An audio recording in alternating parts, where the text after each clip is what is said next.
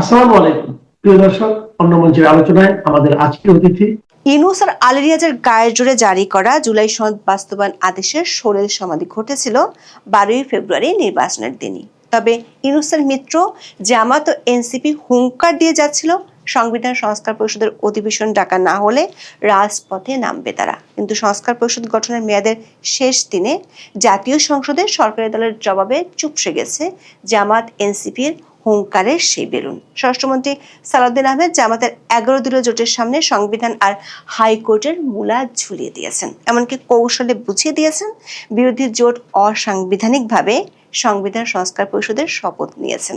এই শপথ এর মধ্যে প্রশ্নের মুখে পড়েছে উচ্চ আদালতে। কিন্তু রাজনীতিতে পর্দার সামনে যা দেখা যায় সেটি কি আসল কাহিনী? 11 দলীয় জোটের একাধিক সূত্র বলছে, জুলাই সনদ বাস্তবায়নে সংবিধান সংস্কার পরিষদ যে গঠন করা হবে না সেটি জোটের নেতারা আগে থেকেই জানতেন। তাহলে সেটি নিয়ে সংসদে কথা বলা, রাজপথে আন্দোলনে নামার হুঙ্কার দিচ্ছে কেন? সূত্রগুলো বলছে, জামাত এনসিপির আসল উদ্দেশ্য সংবিধান সংস্কার পরিষদ নয়, বরং বিএনপি সরকার অংশ হতে চায়। তারা গঠন করতে চায় ঐকমত্যের সরকার। সোজা বাংলায় বললে জামাত এনসিপি মন্ত্রিত্ব চায়, ভাগ চায় প্রশাসনে। নির্বাচনের আগে থেকে এই বার্তাটি জামাতের শীর্ষ পর্যায় থেকে বিএনপিকে দেওয়া হয়েছিল। সবশেষ 10ই মার্চ সরকার ও বিরোধী দলের হুইপদের বৈঠকে 11 দলীয় জোটের পক্ষ থেকে একই বার্তা দেওয়া হয়েছে। প্রশ্ন হলো, জামাতের এমন আশা পূরণে বিএনপি কি করতে চায়? সূত্রগুলো বলছে, নির্বাচনের আগে বিএনপি, বিশেষ করে তারেক রহমান এমন প্রস্তাব উড়িয়ে দিলেও সামনের দিনগুলোতে দেখা দিতে পারে নতুন মেরুকরণ। বিশেষ করে আওয়ামী লীগ ঠেকাও ইস্যুতে ভবিষ্যতে জামাতের ঐকমত্য সরকারের প্রস্তাবে নাটকীয় কিছু ঘটতে পারে। বিস্তারিত জানতে চলুন যাওয়া যাক বিশ্লেষণে।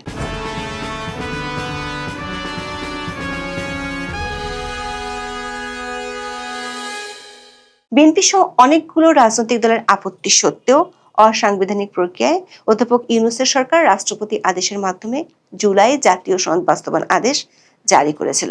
সে আদেশে বলা আছে, নির্বাচনের ফল প্রকাশের 30 দিনের মধ্যে সংবিধান সংস্কার পরিষদের সভা আহ্বান করা হবে।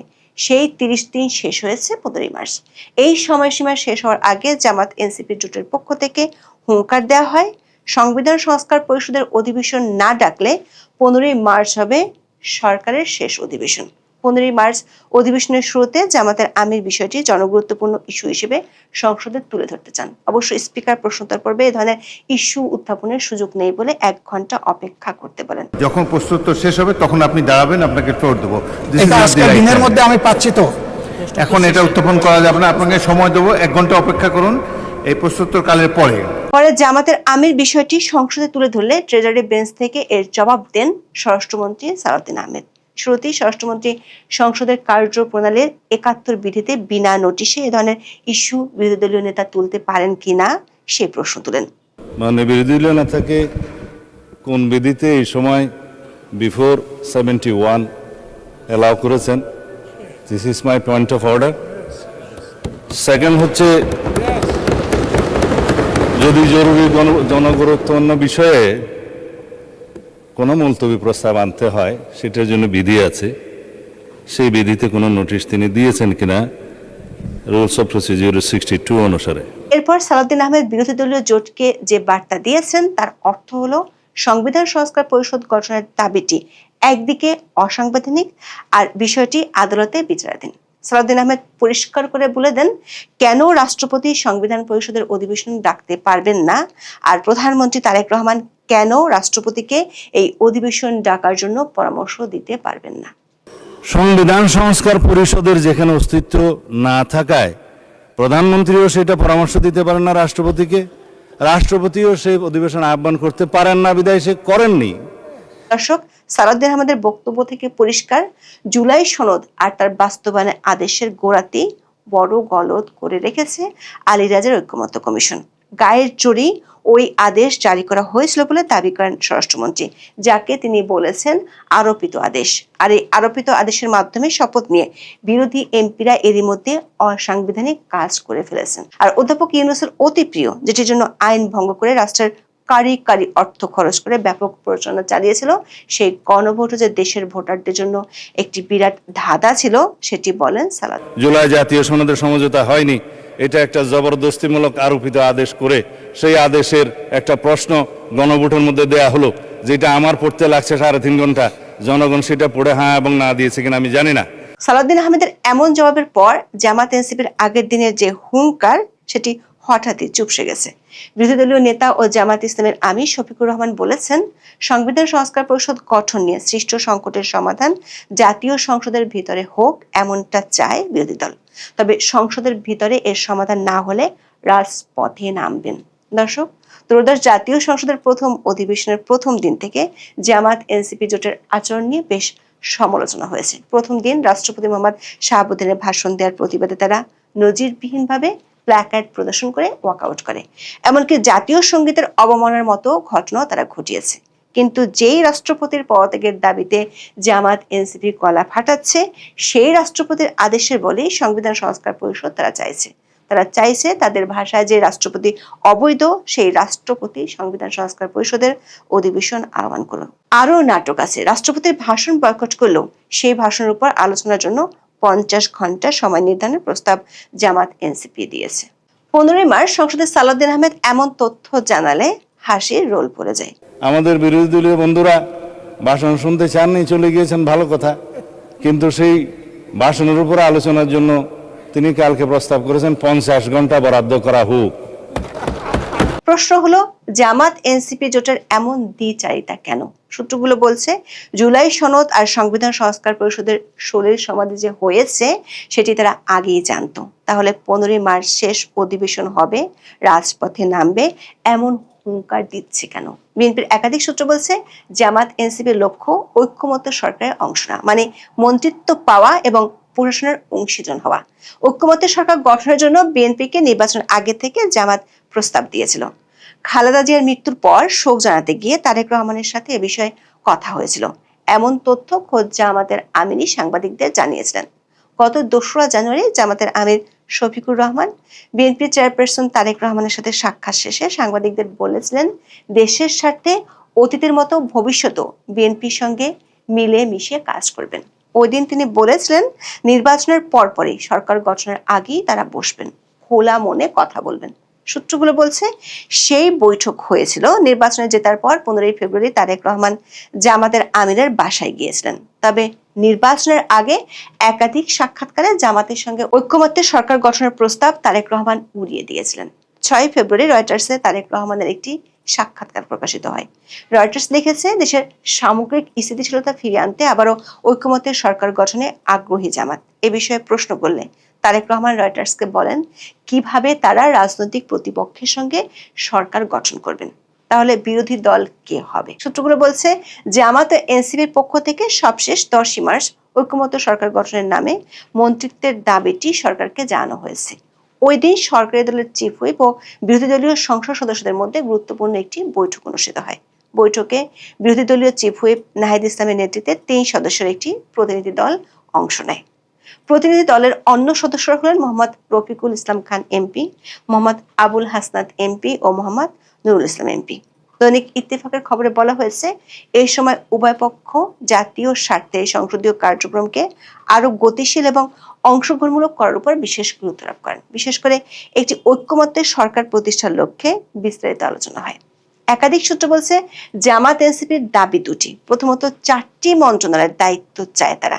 দ্বিতীয়ত, অন্তর্বর্তী সরকারের আমলে প্রশাসন ও বিশ্ববিদ্যালয়ের মতো গুরুত্বপূর্ণ জায়গায় নিয়োগ পাওয়া জামাতপন্থীদের বহাল রাখা।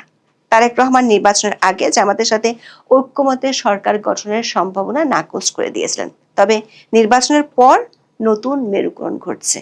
সরকার আরেকটি সূত্র বলছে, নির্বাচনের আগে থেকে আওয়ামী লীগের কার্যক্রমের উপর নিষেধাজ্ঞা, বিনা বিচারে দলটি নেতাকর্মীদের জেলে আটকে রাখা নিয়ে জাতীয় ও আন্তর্জাতিক নানা মহল থেকে চাপ ছিল। ঈদের পর আন্তর্জাতিক মহল থেকে এসব ইস্যুতে চাপ বাড়তে পারে এমন আশঙ্কা আছে বিএনপির শীর্ষ নেতৃত্বের মধ্যে। সে কারণে আওয়ামী লীগ ঠেকাও ইস্যুতে বিএনপি জামাত এনসিপি জোটকে কাজে লাগাতে চায়। সূত্রগুলো বলছে, বহুদলীয় গণতন্ত্র ইস্যুতে নতুন সরকার তার ভাবমূর্তি রক্ষা করতে চাইবে। অন্যদিকে জামাত এনসিপিকে দিয়ে আওয়ামী লীগের বিরুদ্ধে কৌশলে মাঠ গরম করে রাখবে। এমনকি আওয়ামী লীগের কার্যক্রমের উপর নিষেধাজ্ঞা তুলে দেওয়ার ইস্যুটি আদালতে গেলে সেখানেও জামাতপন্থী আইনজীবীদের কাজে লাগাতে পারে সরকারি একটি পক্ষ। সূত্রগুলো বলছে ক্ষমতা আসার 1 মাস পার হয়ে গেছে, কিন্তু এখনো বেশিরভাগ জামাতপন্থী আমলা ও শিক্ষকরাই প্রশাসন ও বিশ্ববিদ্যালয়গুলোতে টিকে আছেন। এটি নিয়ে বিএনপি এবং এর অঙ্গ সংগঠনগুলোর মধ্যে আলোচনা হচ্ছে ঠিক কী কারণে সরকার ব্যাপক হারে চুক্তিভিত্তিক নিয়োগে গেলেও জামাতপন্থীদের প্রশাসনিক কর্তৃত্ব থেকে সরিয়ে দিচ্ছে না। অতীতে দেখা গেছে নির্বাচনে জিতে নতুন সরকার ক্ষমতায় আসার পরপরই দলের ও নিজের পছন্দের লোকদের এসব পদে বসাতো, কিন্তু এবার তারেক রহমানের প্রশাসনের ভূমিকা বেশ রহস্যজনক। ঈদের পরে নানা ইস্যুতে রাজনীতি ও কূটনীতির মাঠ গরম হলে সে রহস্যের জট হয়তো ধীরে ধীরে খোলাসা হবে। ত্রয়োদশ জাতীয় সংসদ নির্বাচনের পর যে অধিবেশন, প্রথম অধিবেশন, সেদিন রাষ্ট্রপতির ভাষণ নিয়ে রীতিমতো লঙ্কাকাণ্ড ঘটে গেল। যা কিছু ঘটল, আপাত দৃষ্টিতে আপনার কাছে সেই বিষয়গুলোকে কেমন মনে হলো? আমি কিন্তু এই ঘটনাগুলোর মধ্যে অতীতের যে ইতিহাস, তার পুনরাবৃত্তি দেখছি। আগামী দিনের যে রাজনীতি, সেই রাজনীতির মধ্যে প্রতিহিংসা দেখছি, এবং রাজনীতিতে আমরা যারা ভালো কিছু আশা করি, সেই ভালো কিছু আমরা সেটা আশা করছি না। প্রথমত, যে এই সংসদে রাষ্ট্রপতি শাহাবুদ্দিন চুপ্পু সাহেবকে দিয়ে বিএনপি একটি ভাষণ দিয়েছে। আপনারা জানেন যে কি প্রেক্ষাপটে আওয়ামী লীগের পতন হয়েছে এবং কোন প্রেক্ষাপটে রাষ্ট্রপতি চুপ্পু এখনো পর্যন্ত ক্ষমতায় আছেন।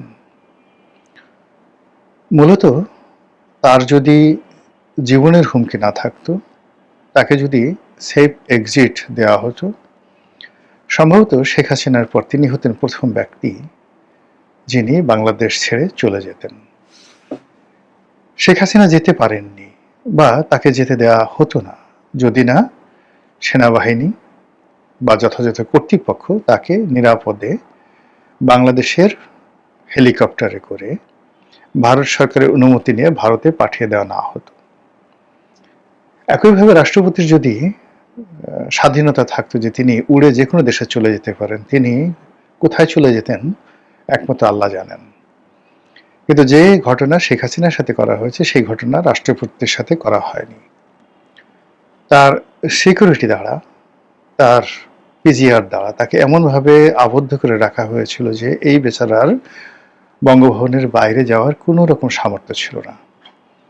গত 17 মাস ধরে, মানে ইউনূস শাহীর জমানাতে, ওনাকে যেভাবে ইচ্ছে সেভাবে অপমান করা হয়েছে, ওনাকে গৃহবন্দী করে রাখা হয়েছে, এবং উঠতে বসতে ঘাটে পথে তাকে অপমান করা হয়েছে। একটি মানুষের গলায় দড়ি বেঁধে যদি তাকে যে কোনো বন্য প্রাণীর মতো বা গৃহপালিত পশুর মতো প্রকাশ্যে রাজপথে টানা হেঁচড়া করানো হয়, তখন সেই মানুষটির যে অবস্থা হয়, রাষ্ট্রপতি শাহাবুদ্দিন চুপ্পুর অবস্থা ইউনূস জমানাতে তার চেয়ে ভালো ছিল না। তো তিনি আশা করেছিলেন যে গণতান্ত্রিক একটি সরকার আসার পর সে সরকার চাইলে তিনি সঙ্গে সঙ্গে চলে যাবেন। ভদ্র ভাষায় এসে আর চমৎকার কথা হয় না, কিন্তু গণতান্ত্রিক সরকার সেটা চায়নি। গণতান্ত্রিক সরকার তাকে রেখে দিতে চেয়েছে। আমরা ধরে নিয়েছিলাম যে তাকে রেখে দেওয়া হয়েছে মূলত একটা নিরাপদ সময়ের জন্য। ডক্টর মোহাম্মদ ইউনূসকে রাষ্ট্রপতি বানানো হবে না, দলের কাউকে রাষ্ট্রপতি বানানো হবে, এই জন্য আসলে বিএনপিকে একটা ব্রিদিং টাইম নিতে হবে। এই জন্য অনুগত রাষ্ট্রপতি হিসেবে তিনি যে প্রমাণ দিয়েছেন যাবৎকালে, কাজেই তাকে রেখে দেওয়াটাই নিরাপদ, আমরা সেরকম মনে করেছিলাম। কিন্তু রাষ্ট্রপতির ভাষণের পরে যেটি মনে হলো, আওয়ামী লীগকে অপমান করা, রাষ্ট্রপতিকে অপমান করানো এবং দেশের মানুষকে প্রতিহিংসার রাজনীতির একটি নতুন নাটক প্রদর্শন করার জন্য রাষ্ট্রপতিকে দিয়ে ভাষণ দেওয়া হলো। আমরা জানি যে রাষ্ট্রপতি যে শব্দগুলো উচ্চারণ করেছেন তার একটি শব্দ তার নিজের নয়। আমরা এও জানি যে ক্যাবিনেট ডিভিশন থেকে রাষ্ট্রপতির ভাষণ যেভাবে লিখে দেওয়া হয়, তিনি সেখানে একটি সেমিকোলন ডট এটা দিতে পারেন না। কেবলমাত্র যতদিন রাষ্ট্রপতি শাহাবুদ্দিন সাহেব ছিলেন তিনি এই কাজটি মাঝে মধ্যে করতে পারতেন তার ব্যক্তিত্বের কারণে আর শেখ হাসিনার নমনীয়তার কারণে। গণতন্ত্রের যে সৌন্দর্য সেই সময়টাতে মানে বিচারপতি শাহাবুদ্দিন দেখিয়েছেন, ওটা রাষ্ট্রপতির ক্ষমতা না থাকা সত্ত্বেও সেটা সেই সময়টাতে সম্ভব ছিল। কিন্তু এখন যদি শাহাবুদ্দিন চুপু সাহেবের জায়গায় জাস্টিস শাহাবুদ্দিন থাকতেন, সম্ভবত পরিস্থিতি এখনকার চাইতে ভালো হতো না। তো এনিওয়ে, শাহাবুদ্দিন চুপু সাহেবকে দিয়ে বক্তব্য দেওয়া হয়েছে। এখন বিএনপি জানে, ক্যাবিনেট ডিভিশন জানে যে এই কথাগুলো মানে অহরহ, এই কথাগুলো না বললেও সবাই জানে। স্বাধীনতার ঘোষক জিয়াউর রহমান এটা কে না জানে, আওয়ামী লীগ ফ্যাসিস্ট এটা কে না জানে। তো এই কথাগুলো রাষ্ট্রপতির মুখ দিয়ে কেন বলাতে হবে? রাষ্ট্রপতির মুখ দিয়ে বলানো মানেই আওয়ামী লীগের নির্বাচিত বা আওয়ামী লীগের মনোনীত রাষ্ট্রপতিকে দিয়ে বিএনপির গুণগান করানো এবং আওয়ামী লীগকে গালি দেওয়ার মধ্যে যে একটি আদিম মনোবৃত্তি প্রকাশিত হয়, সেটি রাষ্ট্র পরিচালনার জন্য ভালো জিনিস নয়। এটা এক ধরনের ভেলকিবাজি, এক ধরনের চটকদার বিজ্ঞাপন। রাষ্ট্র পরিচালনায় এই জিনিসগুলো কোনো অবস্থাতে ভালো ফলাফল বয়ে আনবে না। দ্বিতীয়ত হলো যে রাষ্ট্রপতি যখন ভাষণ দিলেন সেখানে ডক্টর মোহাম্মদ ইউনূস উপস্থিত ছিলেন এবং অবাক করার ব্যাপার হলো প্রধানমন্ত্রী, রাষ্ট্রপতি, ডক্টর ইউনূস তারা পরস্পরের দিকে চোখাচোখি করছিলেন। ডক্টর ইউনূস ছিলেন নির্বাক, নিস্তব্ধ। তিনি হাসতে পারেননি। তিনি তো সবসময় হাসেন, কিন্তু সেদিন তিনি হাসতে পারেননি। অন্যদিকে রাষ্ট্রপতি মুচকি হেসেছেন। অনেকে তার হাসিকে মোনালিসার হাসি হিসেবে বর্ণনা করেছেন, অনেকে তাকে এ শতাব্দীর সেরা জোকার হিসেবে বর্ণনা করেছেন। ঘটনা যাই হোক, তিনি একদিকে ডক্টর মোহাম্মদ ইউনূস, অন্যদিকে জামাত, অন্যদিকে বিএনপি, মানে তাদের সবার দিকেই মোটামুটি কিছুটা হলো চ্যালেঞ্জ ছুড়ে দিয়েছেন রাষ্ট্রপতি। এটি রাষ্ট্রপতির মানে একটা কৌশল, ভীষণ রকম একটা কৌশল। ক্ষমতা ছেড়ে দেওয়া, অভিমান করে চলে যাওয়া বা ধরেন অসম একটা যুদ্ধ করা, এটি কখনো জ্ঞান বিজ্ঞানের লক্ষণ নয়। বরং যতক্ষণ আপনার হাতে তলোয়ার আছে ততক্ষণ আপনি এটাকে যত কৌশলে সুন্দর করে চালাতে পারবেন, ওটার মধ্যেই আপনার স্থায়িত্ব। রাষ্ট্রপতি তার চেয়ারটিকে ব্যবহার করে শেষ ক্ষণ পর্যন্ত সে যা কিছু করছেন তিনি কিন্তু আলোচনায় আছেন। গত 17 মাস ধরে তাকে আলোচনার বাইরে রাখা যায়নি, এখনো তাকে আলোচনার বাইরে রাখা যাচ্ছে না। কাজেই তাকে যত সহজ মনে করা হচ্ছে তিনি আসলে তত সহজ নন। এরপরে যেটি হলো, রাষ্ট্রপতির ভাষণকে কেন্দ্র করে জামাতের যারা লোকজন আছেন তারা সেখানে নানা রকম সিন ক্রিয়েট করলেন, লম্ফ দিলেন, ঝম্প দিলেন, ওয়াকআউট করলেন, তারপর ফেস্টুন, ব্যানার যা কিছু আছে সবকিছু সেখানে টানালেন এবং তারা এমনভাবে লম্ফজম্প করলেন, শরীর প্রদর্শন করলেন, কুয়াতুল মুসলিমিন দেখালেন, যেটি আসলে তাদের পোশাকের সঙ্গে, তাদের দাড়ি মুবারকের সঙ্গে, তাদের টুপি মুবারকের সঙ্গে, তাদের সুন্নতি লেবাসের সঙ্গে আর ইসলাম নামক যে শব্দটি রয়েছে সেই শব্দের সঙ্গে একেবারেই বেমানান। কিন্তু আমরা সেটা দেখেছি যে সেটা ঘটেছে। আর সবচেয়ে হৃদয় বিদারক যে ঘটনাটি সেটা হলো যে জাতীয় সঙ্গীত এই সময়টিতে জামাতের যারা লোকজন আছেন তারা দাঁড়াননি, পরে অবশ্য দাঁড়িয়েছেন, কিন্তু তারা প্রথমে দাঁড়াননি, তারা বসেছিলেন। এটি তাদের একটা প্রথাগত, যাকে বলা হয় বিশ্বাস, যে কোনো সঙ্গীতকে সম্মাননা জানানো এটা ইসলাম সমর্থন করে না। 2 নম্বর হলো জাতীয় সঙ্গীত নিয়ে তাদের নানা রকম আপত্তি রয়েছে। প্রথমত যে জাতীয় কোনো সঙ্গীতে থাকা উচিত নয়, গান বাজনাই তো ইসলামে হারাম। এখানে ওয়াজ হতে পারে, তেলাওয়াত হতে পারে, তসবিহ হতে পারে, জিকির হতে পারে, আশকার হতে পারে, তারপরে অসিয়ামানা, অকিয়ামানা, নামাজ হতে পারে, তো এরকম অনেক কিছু হতে পারে। কিন্তু সঙ্গীত, গান, এটা কি ধরনের কথা? আমার সোনার বাংলা, আমি তোমায় ভালোবাসি, সবাই দাঁড়িয়ে দাঁড়িয়ে সেই কাজগুলো করলো, জাতীয় পতাকা উত্তোলন করলো, এটা ইসলামী তাহজিব তমদ্দুন সমর্থন করে না বলে জামাতের লোকজন প্রচার করছে। 1 2 নম্বর হলে জাতীয় সঙ্গীতটা লিখেছেন একজন হিন্দু, তিনি হলেন রবীন্দ্রনাথ ঠাকুর, তাও আবার ভারতের হিন্দু। বাঙালি হিন্দু হলে না হয় কথা বলা যেত, ভারতীয় হিন্দু এটা কোনো অবস্থাতেই যারা জামাতের লোক তারা পছন্দ করেন না। তারপরে আরো ইন্টেলেকচুয়াল লেভেলে যে বলা হয়ে থাকে যে এই যে সঙ্গীতটি, আমার সোনার বাংলা আমি তোমায় ভালোবাসি, এই গানের যে সুরটি এটিও নকল করা হয়েছে। এটি একজন গীতিকবির যে সুর, সেই সুর থেকে হুবহু নকল করা হয়েছে। কাজে একটি নকল সুর, হিন্দু কবি, ভারতের অধিবাসী, যে ভারত আমাদের এত শত্রু, তার গান বাংলাদেশের জাতীয় সঙ্গীত হবে, এটাতে কোনো অবস্থায় ইমানদার জামাতের যারা লোকজন রয়েছে তারা মানতে পারেন, এবং তাদের সেই ইমানের জোশ আমরা দেখেছি সেই জাতীয় সংসদের প্রথম অধিবেশনে। যা হোক, এরকম অসংখ্য ঘটনা সেখানে ঘটেছে। সেই ঘটনার প্রেক্ষিতে সংসদের যে দ্বিতীয় অধিবেশন, সেখানেও আমরা দেখলাম ভালো কিছু আমরা সেখানে দেখিনি।